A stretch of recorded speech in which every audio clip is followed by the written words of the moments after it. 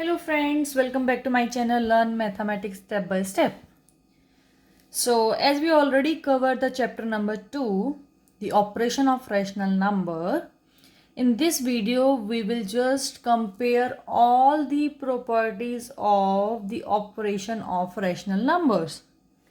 We did addition of rational number, we did subtraction, multiplication and division. And in today's video we will just revise all the properties related to operations of rational number. First property is known as commutative law. What does it says? In case of addition, commutative law of addition, it is known as commutative law of addition. So for two rational number x and y, if we have a two rational number x and y and we add them and we change the order of addends, it means either we will add x plus y or we will add y plus x. Result should be same, and this is known as commutative law of addition. It means we are changing just the order of addends, right?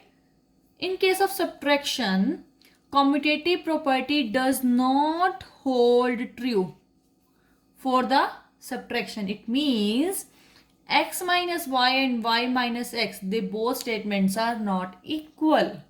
When we subtract one rational number x minus y or we subtract y minus x, the results are not same. It means this commutative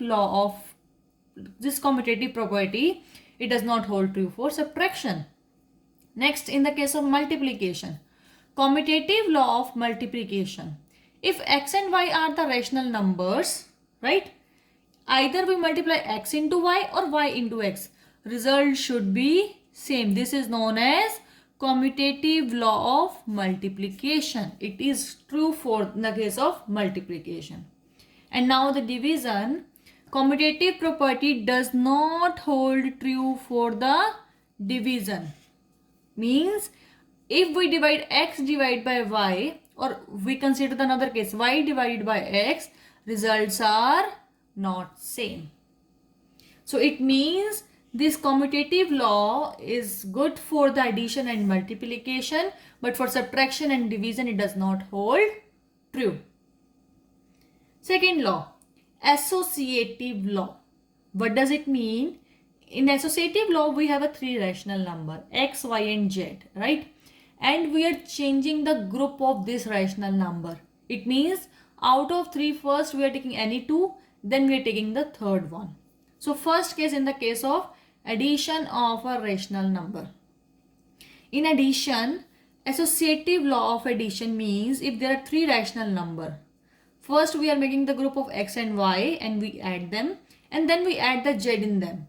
Or we make the group of y and z, then we add x. Results are same. It means if we are changing the group of addends, result remain same. This is known as associative law of addition. Subtraction.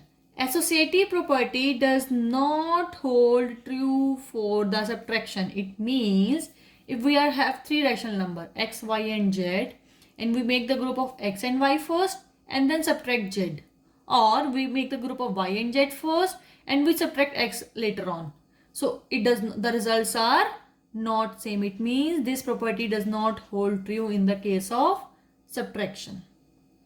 Third, multiplication. Associative law of multiplication. If we have a three rational number, first we make the group of x and y and we do multiply them, then we multiply the z with the result, or we multiply y and z first, then we multiply the x. Result remains same. It means this is known as associative law of multiplication. This is known as associative law of multiplication. Division. Associative property does not hold true for the division. It means if we make the group of x and y first and divide them, and whatever be the result, then we divide it by z. Or we make the group of y and z, whatever the result, we divide x divided by that result. They are not equal. It means this property does not hold true for division as well, right? So first two property they are good for the addition and multiplication, but they does not hold true for division and subtraction. Third property is the identity element. For addition, what does identity element means? If we add in any rational number, result will be the same rational number. It means if we add 0 in any rational number, result should be the same. Or we add rational number in 0, result should be the same. That's why we called 0 is the identity element of rational number. Why? Either we add 0 plus x or x plus 0. Result should be x only. Result should be x only.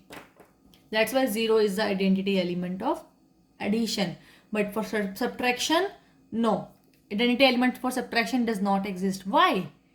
For example, if we are minus 0 from the x, result is x, right? But if we are changing 0 minus x, result is minus x. Result is not same. It is not the same rational number. That's why identity element for subtraction does not hold true.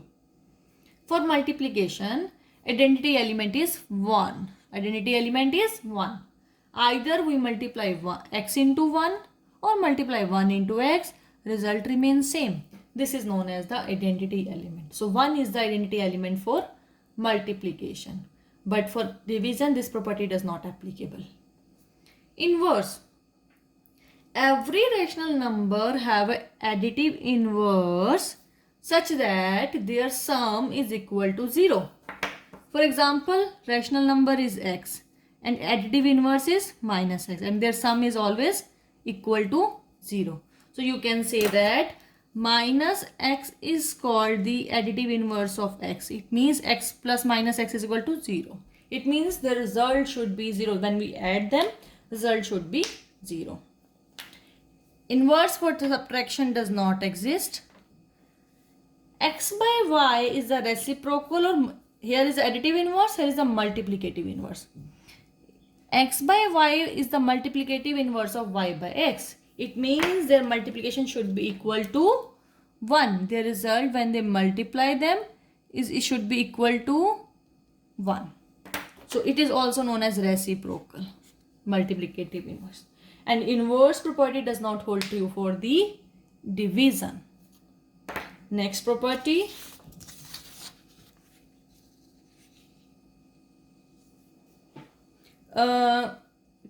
Product in the case of multiplication. In the case of addition, not applicable. In the case of subtraction, not applicable. In the case of multiplication, product of any rational number and 0 is always 0. For example, if x is a rational number, either we multiply x into 0 or 0 into x, it should be 0. But when a rational number is divided by a same rational number, the quotient is always 1. When the rational number is divided by same rational number, the quotient is 1. But when the rational number is divided by 1, quotient is the same rational number. Last property, distributive property. Distributive property, distributive law of multiplication over addition. First add, then multiply, right?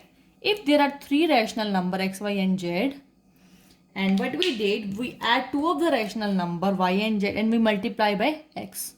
We can easily verify this, like we can write in clearly form. We can write it as x into y plus x into z. So x into y plus x into z. This is known as distributive law of multiplication over addition. It means first we can add the 2 terms and then we do multiplication. Or we can multiply one rational number by another, then add them, same rational number multiply by the another rational number. This is known as distributive law of multiplication over division. Distributive property does not hold true for the division. It means if we add 2 rational number first, then we divide, or we divide plus we divide the same rational number, it does not hold true. This is not good for the division. It is just good for the multiplication only. So please just little bit focus on all this property. They are all same for all kind of things. If you go through this this table first and you revise from your book, you can learn it very easily. So this is all regarding the comparison of the properties of rational number. So thank you so much. Just watch this video before starting of the brain tracer. It will help you actually. Thank you.